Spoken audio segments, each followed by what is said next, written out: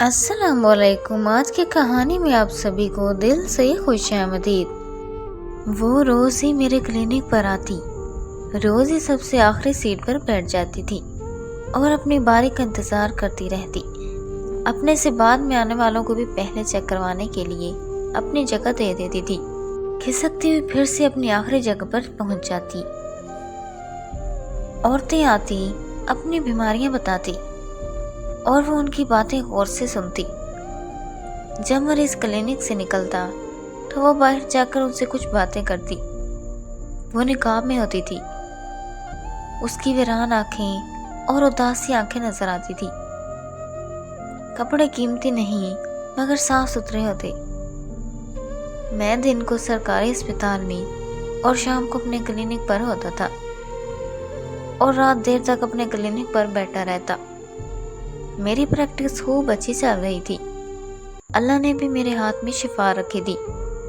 میری بیوی 4 سال پہلے فوت ہو چکی تھی۔ میری کوئی اولاد نہیں تھی، اس لیے زیادہ تر وقت کلینک پر گزارتا تھا۔ وہ روزانہ میری کلینک آتی اور کافی دیر بیٹھی رہتی۔ آج اسے پوچھنے کا ارادہ کیا کہ وہ روز کیوں اس طرح بیٹھی رہتی ہے۔ آج بھی وہ آخری سیٹ پر بیٹھی تھی۔ میں نے جاتے ہی ارادہ کیا کہ آج آخری سیٹ سے مریضوں کو بلاؤں گا۔ میں نے کہا، بی بی آپ آؤ۔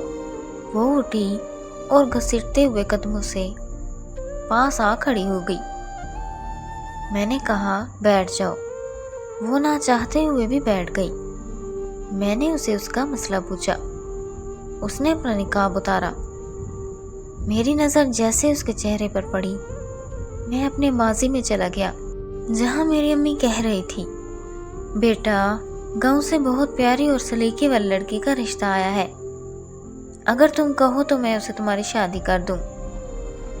اور ماں نے اس کی تصویر میرے سامنے رکھی۔ میں فوراً سے بولا، میں گاؤں کی ان پڑھ جاہل لڑکی سے شادی نہیں کروں گا۔ اچانک اس کی آواز میرے کانوں میں پڑی، ڈاکٹر صاحب میرے میاں کچھ سالوں پہلے فوت ہو گئے۔ میری چھوٹی سی ایک بیٹی تھی، وہ بھی ہیضے کی بیماری سے فوت ہو گئی۔ گاؤں میں ایک حکیم صاحب تھا، وہ بھی چند سالوں پہلے فوت ہو گئے۔ میرے گاؤں میں کوئی ڈاکٹر یا حکیم نہیں۔ میرے گاؤں میں لوگ بیماریوں سے مر جاتے ہیں۔ غریبی کی وجہ سے وہ شہر جا کر علاج نہیں کروا سکتے۔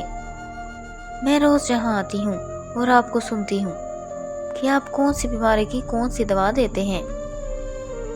میں ان سب بیماریوں اور ان کی میڈیسن لکھ لیتی ہوں اور پھر وہ میڈیسن میڈیکل سٹور سے خرید کر اپنے گاؤں کے لوگوں کو دیتی ہوں، جس سے ان کو فائدہ مل رہا ہے۔ ڈاکٹر صاحب میں جاہل اور ان پڑھ ہوں، اس لیے میں کوئی ڈاکٹر کی ڈگری نہیں لے سکی۔ یہ کہہ کر وہ میرے کلینک سے چلی گئی۔ میری اعلیٰ تعلیم اس ان پڑھ کے سامنے بے وقت ہو گئی۔